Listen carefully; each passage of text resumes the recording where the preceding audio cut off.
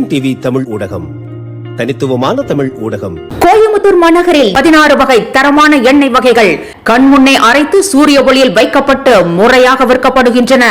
நேரிலும் அஞ்சல் வழியாகவும் வாங்கிக் கொள்ளலாம். தொடர்புக்கு 9843028388. உலகெங்கிலும் வாழும் டிஎன்டிவி தமிழ் ஊடகம் பார்வையாளர்களுக்கு அன்பு வணக்கம். நாம் இன்று சந்திக்கவிருக்கக்கூடிய ஆளுமை நாம் தமிழர் கட்சியின் மகளிர் பாசறை மாநில ஒருங்கிணைப்பாளர் திருமதி கார்த்திகா அவர்களே. டிஎன்டிவி தமிழ் ஊடகம், தனித்துவமான தமிழ் ஊடகம். ஆனா வரலாற்றின் பார்வையில சொல்றேன். ஏன்னா சீனாவை ஆண்டது சீன மண்ணின் மகன், ஜப்பானை ஆண்டது ஜப்பான் மண்ணின் மகன், தாய்லாந்தை ஆண்டது அப்போது தாய்லாந்து மண்ணின் மகன் ஆண்டா. தமிழ்நாட்டை ஆண்டது தமிழ்நாட்டின் மண்ணின் மகன் கிடையாது. தஞ்சை நாயக்கர்கள், மதுரை நாயக்கர்கள், செஞ்சி நாயக்கர்கள் ஆண்டதுனால அவனுக்கு அது பிரச்சனையே இல்லை. வியாபாரம் வருதா, காசு வருதா, சிக்கல் இல்லை.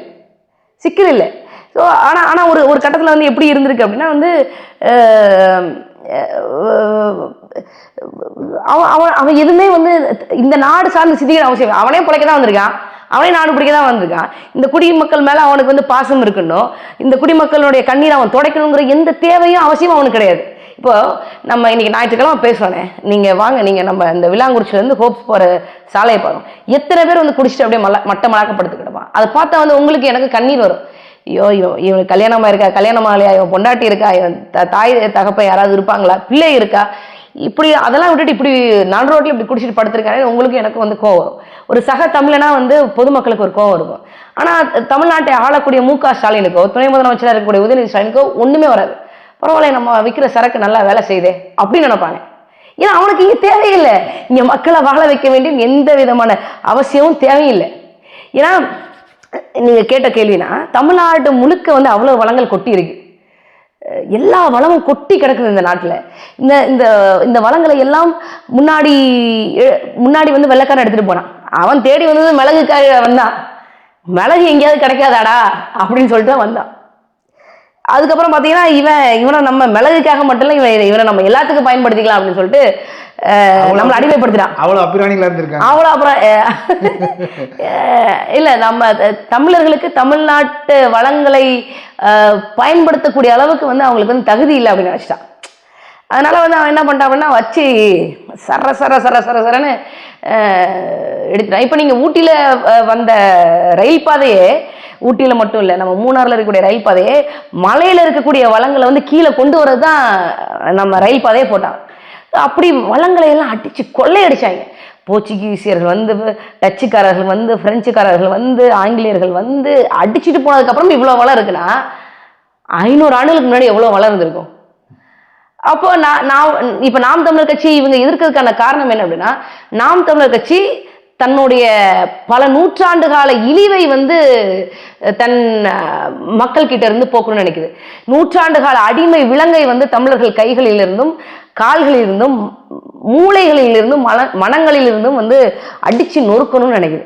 அதனால வந்து தமிழன் வந்து அடிமை விலங்க உடைச்சி வெளியே வந்துட்டான் அப்படின்னா அப்புறம் அவனை கட்டுப்படுத்துறதுக்கு யார் இருக்கா? உலகம் அவனுது. தமிழன் மட்டும் அடிமை விலங்க, இந்த திராவிட அடிமை விலங்க, ஆரிய அடிமை விலங்க அடிச்சு நொறுக்கி தமிழன் என்று நிமிர்ந்து நின்றுட்டான். அவனுக்கு ஒரு முதுகெலும்பு இருக்கு அப்படின்னு சொல்லி தமிழனுக்கு தோணிச்சுன்னா போதும், அவன் நின்றுவான். நின்னா இவன் எல்லாம் வீழ்ந்துருவான். அதனால வந்து எங்களை அவங்க வெறுப்பாங்க, எங்களை வந்து முடக்கணும்னு நினைப்பாங்க, எங்களை வந்து அவதூறு பேசுவாங்க.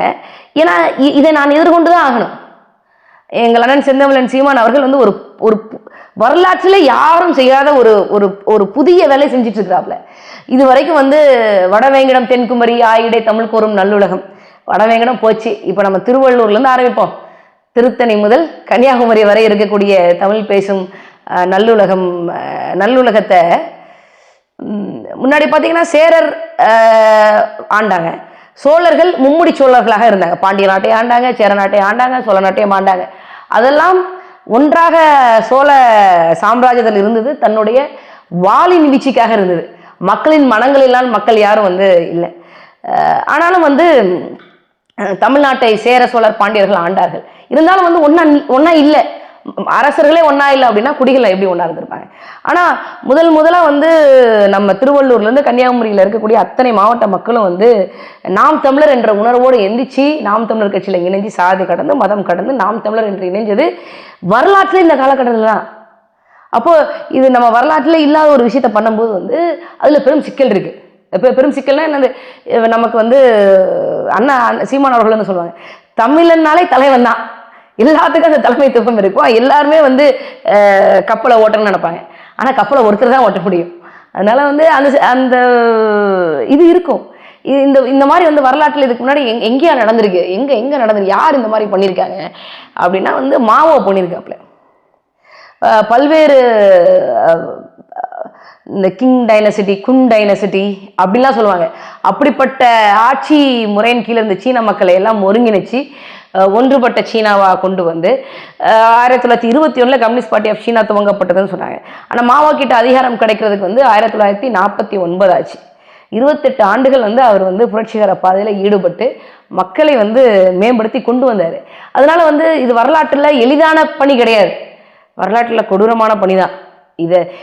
இதை செய்கிறதுக்கே வந்து நம்ம என்ன சொல்கிறது, அண்ணன் சீமான் அவர்களுக்கு வந்து இந்த இனமே நன்றி கடன் பட்டிருக்கு அப்படின்னு தான் நான் சொல்லுவேன்.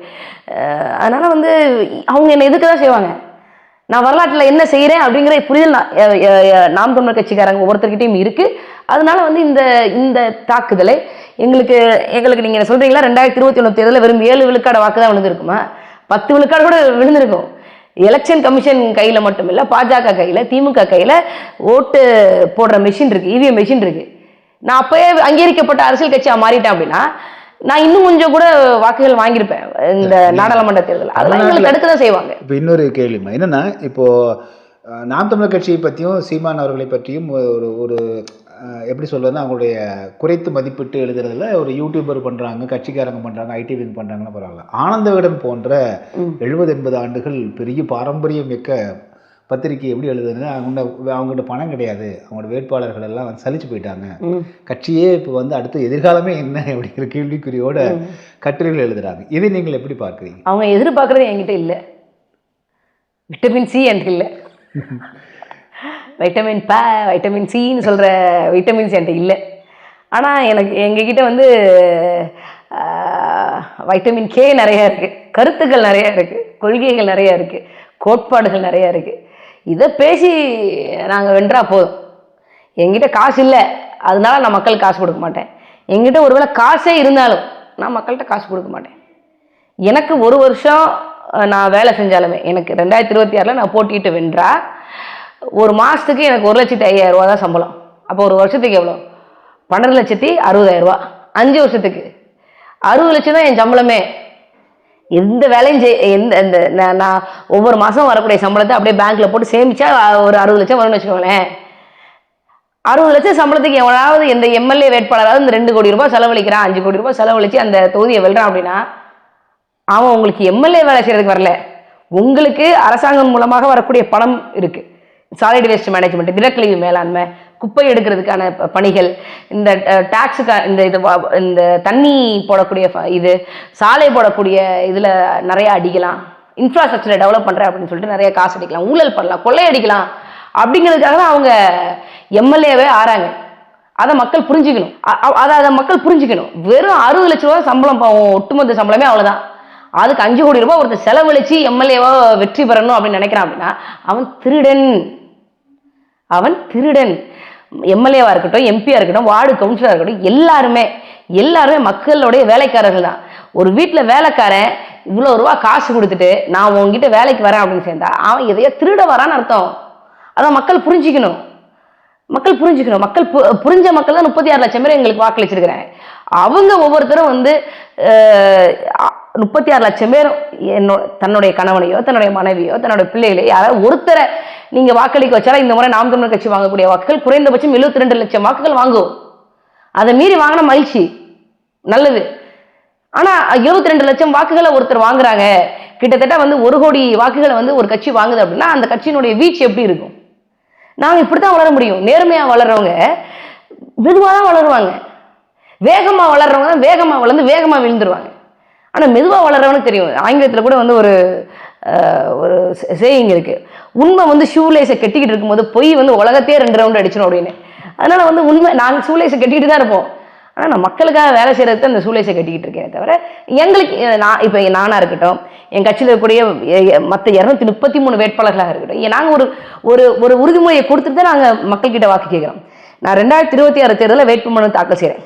என்னுடைய அசையும் சொத்துக்கள் எவ்வளோ, அசையா சொத்துக்கள் எவ்வளோ, என் கார் கடன் எவ்வளோ, என் வீட்டு கடன் எவ்வளோ, என் ஒட்டுமொத்த சொத்து மதிப்பு எவ்வளோ அப்படின்னு நான் உங்ககிட்ட தாக்கல் செய்கிறேன். 8 கோடி தமிழ்நாட்டு மக்கள் முன்னாடியே நான் தாக்கல் செய்கிறேன். நான் எம்எல்ஏவாக தேர்ந்தெடுக்கப்பட்டா அடுத்த 5 ஆண்டுகளில் வருமானத்திற்கு அதிகமாக என்னுடைய சொத்து மதிப்பில் ஒரு நையா பைசா கூட கூடாது. என்னுடைய சொத்து மதிப்பு மட்டும் இல்லை, என்னுடைய கணவருடைய சொத்து மதிப்பு, என் பிள்ளைகள், என்னோட மாமனார் மாமியார், என்னோட தாய் தகப்ப, என்னுடைய அண்ணன் தம்பி, என்னுடைய அக்கா தங்கச்சி, யாருடைய சொத்து மதிப்பு நையா பைசா கூட ஏறாது. நான் இங்கே வரக்கூடிய உங்களுக்கு ஒரு எம்எல்ஏக்கு ஒரு தொகுதிக்கு வரக்கூடிய 3 கோடி ரூபாய் MLA lads local area development ஸ்கீமில் மூலமாக வரக்கூடிய பணத்தை முழுக்க அந்த தொகுதி மக்களுக்காக மட்டும் தான் செலவழிப்பேன் அப்படி நான் உறுதிமொழி கொடுத்துட்டு தான் வரேன். இந்த உறுதிமொழியை நாம் தமிழர் கட்சியை தவிர வேற எந்த கட்சியினுடைய வேட்பாளராவது கொடுக்க முடியுமா? கொடுக்க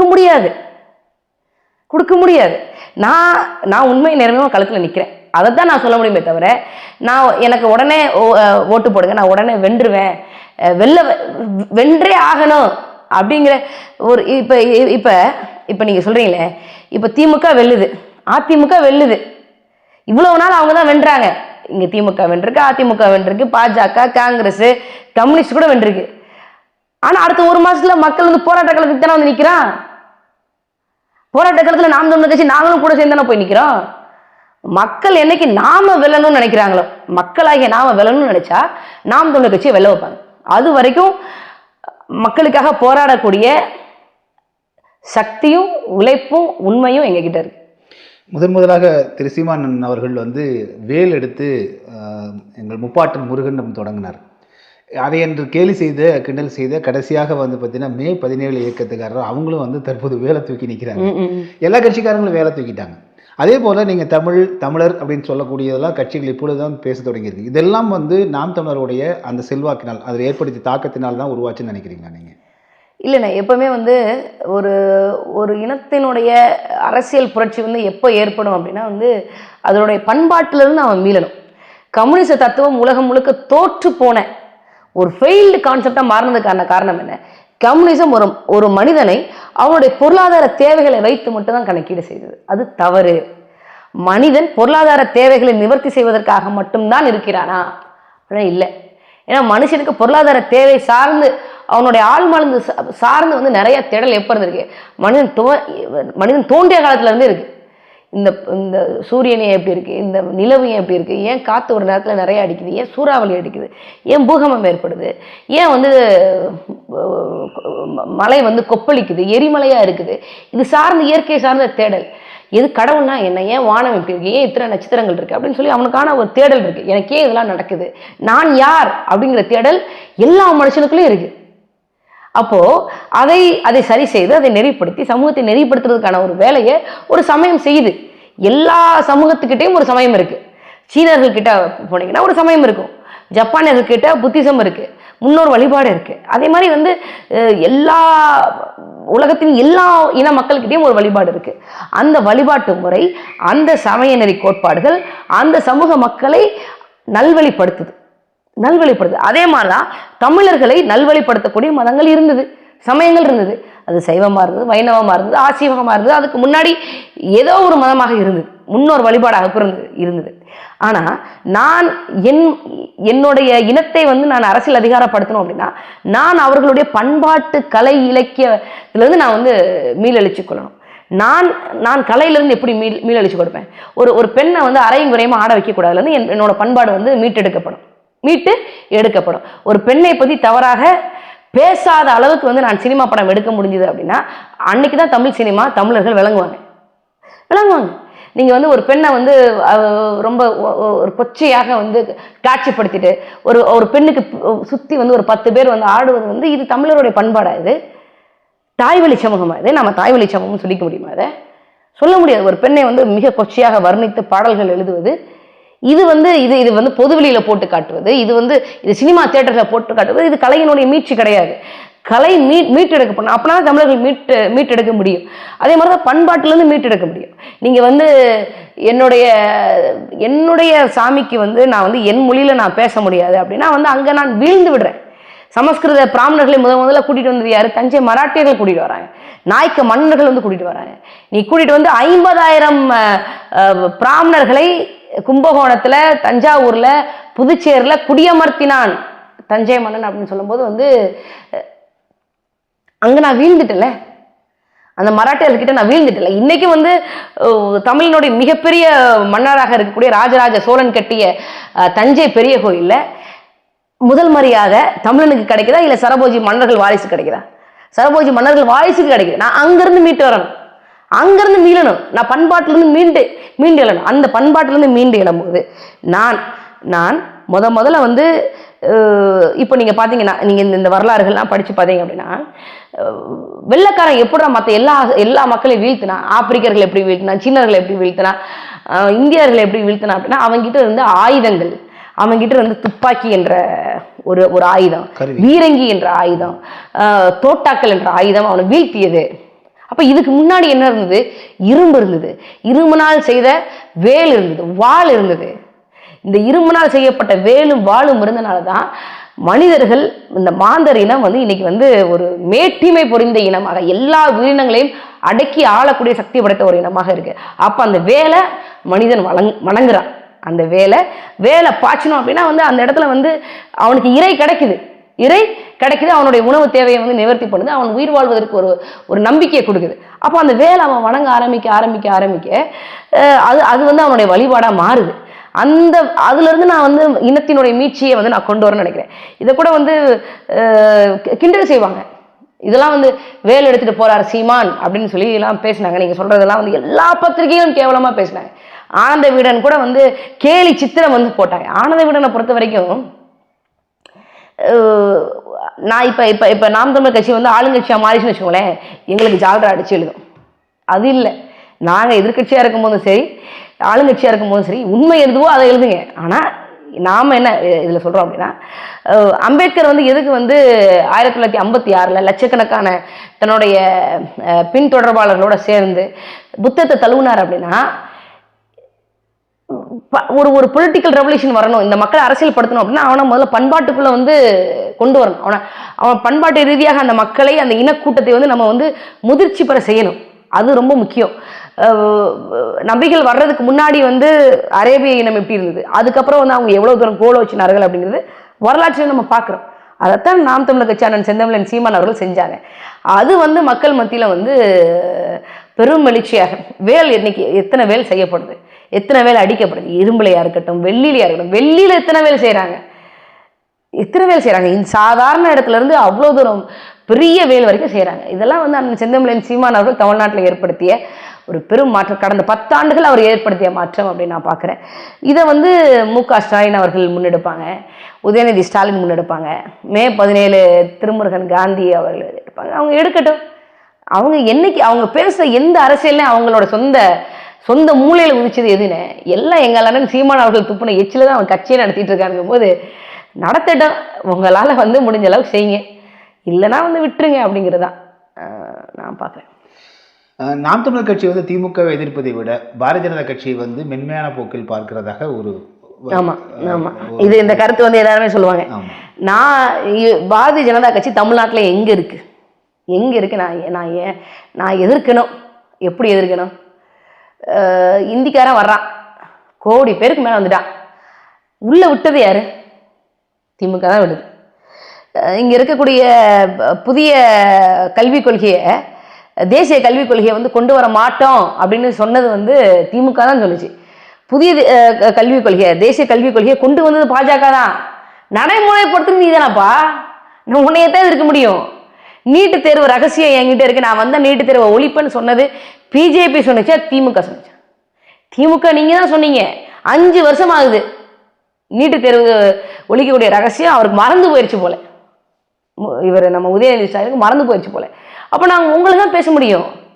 அவன் தான் கெட்டவன்னு தெரியுதே, அவன் கெட்டவன். நீ அவனை எதிர்க்கிறீங்களப்பா, நீங்கள் திமுக காரங்க பாஜக எதிர்க்கிறீங்கல்ல, அப்போ தேசிய கல்விக் கொள்கையை கொண்டு வராது, நீட்டு தேர்வு அமல்படுத்தாத, படுத்தக்கூடாதுல்ல.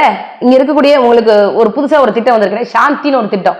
என்ன திட்டம்? முன்னாடிலாம் அணு உலையை வந்து அரசாங்கம் தான் செய்ய முடியும், அணு உலை மூலமாக மின்சாரம் தயாரிப்பது. இப்போ இதை வந்து தனியாருக்கு தரை வார்த்து கொடுத்துட்டாங்க. அமெரிக்க கம்பெனிக்காரங்க வந்து தயாரிக்க போகிறான், அதுக்கு உள்நாட்டு கம்பெனிகளோட அந்த ஒப்பந்தம் போட்டு தயாரிக்க போகிறாங்க. இதை தமிழ்நாட்டுக்கு கொண்டு வர போகிறாங்க. இது எங்கே கொண்டு வந்து வைப்பீங்க? எங்க கொண்டு வந்து வைப்பீங்க? முதலமைச்சர் மு.க. ஸ்டாலின் அவர்கள் வீட்டில் இருக்கக்கூடிய சித்தரஞ்சன் சாலையில் இருக்க போதா? இல்ல, ஏதோ ஒரு தொழில் நகரத்துல, என் கோயம்புத்தூர்ல கூட அது வரலாம், தொழில் நகரம் அதிகமாக இருக்கக்கூடிய இடம், மின்சார தேவை அதிகமாக இருக்கக்கூடிய நகரங்களுக்கு வரலாம். மக்களுடைய பாதுகாப்பை யார் உறுதி செய்வது? இந்த கேள்வி இருக்குல்ல. நீ ஒப்பந்தம் போடுற அந்த அந்த அந்த பில்லு அந்த சட்டம் நாடாளுமன்றத்தில் பாஸ் ஆகுது. பாஸ் ஆகிறதுக்கு இங்கே 40 MP நீ வச்சிருக்கேன். 40 MP தஞ்சாவூர் பொம்மையாட்ட தலையாட்டு வர்றாங்க. அவங்களும் சண்டை போட மாட்டாங்க. உள்ள வர்றதுக்கு மு.க. ஸ்டாலின் அரசு இதுவும் ஒன்றும் பண்ணாது அப்படின்னா, எங்க முதலமைச்சர் நீங்க தானே, தமிழ்நாடு அரசாங்கத்தின் முதலமைச்சர் நீங்க தானே. நான் டெல்லிக்கு போய் போராடுறது அப்புறம் இருக்கட்டும், நாங்கள் MP ஆகி போராடுவோம், அது வேற. நீங்க ஏன் அதை அனுமதிக்கிறீங்க? கேட்டு சாவி உங்ககிட்ட தானே இருக்கேசமா. அவன் உள்ள வரான், சரி, அவனுக்கு வழியை திறந்து விடுறது யாரு? நீங்க தான் திறந்து விடுங்க, உங்களுக்கு தான் சொல்ல முடியும். பாஜக எங்க இருக்கு? எங்கேயுமே இல்லை. தமிழ்நாட்டில் பாஜக எங்க இருக்கு? திருப்பரங்குன்றத்துல மலையில சிக்கல். இது திமுக அரசாங்கம் இருந்தா பாஜக ஒட்டுமொத்தமா சுருட்டி ஒரு இடத்துல உட்கார வச்சிருக்க முடியாதா? உட்கார வச்சுக்கலாம். இது திருப்பரங்குன்றம் மலை முருகனுக்கும் சொந்தமானது. அங்க வழிபாடு செய்யக்கூடிய சிக்கந்தர் மலையா முஸ்லீம்கள் மட்டும்தான் வழிபாடு செய்யறாங்களா? நாம இப்ப நாகூர் தர்காக்கு நாம போறது இல்லையா? இந்துக்கள் நம்ம இவங்க பார்வையில் இந்துக்கள் நாம போறது இல்லையா? சிக்கந்தர் மலைக்கு போறோம். எத்தனை தர்காக்கு போயிருக்கிறோம் நம்ம. சபரிமலையிலேயே அந்த வாபர் சாமியை கும்பிட்டுட்டு தான் மேல போறாங்க. ஆமா, நமக்கு எந்த வேறுபாடும் கிடையாது. ஆனா பிஜேபி எதிர்க்கிறோம், பூச்சாண்டி காட்டு, புலி வருது அப்படித்தான் சொல்றேன். நான் இப்ப தமிழ்நாட்டில் 34 அமைச்சர்கள் இருக்காங்க. 34 அமைச்சர்கள் மேலே ஏதோ ஒரு வகையில ஊழல் குற்றச்சாட்டு இருக்கு. அந்த அரவிந்த் கெஜ்ரிவால் மேல மோடி அரசாங்கம் எடுத்த நடவடிக்கையை ஏன் மு.க. ஸ்டாலின் அரசு மேல மோடி அரசு எடுக்கல? அப்ப என்ன இது? மோடி அரசுக்கும் திமுக அரசுக்கும் என்ன விதமான தொடர்பு இருக்குன்னு தமிழ்நாட்டு மக்களுக்கு தெரியாதா? ஒன்றிய அரசுனாரு மு.க. ஸ்டாலின் அவர்கள். நான் கூட சரி பரவாயில்ல, மு.க. ஸ்டாலின் எதிர்க்கிறார் போல அப்படின்னு நினைச்சா, கடைசியா பார்த்தா ஒன்றிய அரசாங்கம். இது எப்படி? நீங்க பாஜக இருக்கிறீங்க, பாஜக கொண்டு வர நான் இந்த திட்டம் இருக்குல்ல, சாந்தி திட்டம் இருக்குல்ல, நீ அணு உலையை தனியாருக்கு கொடுக்காத அப்படிங்கிறத நாம் தமிழர் கட்சியை தவிர வேற எந்த கட்சியுமே பேசல.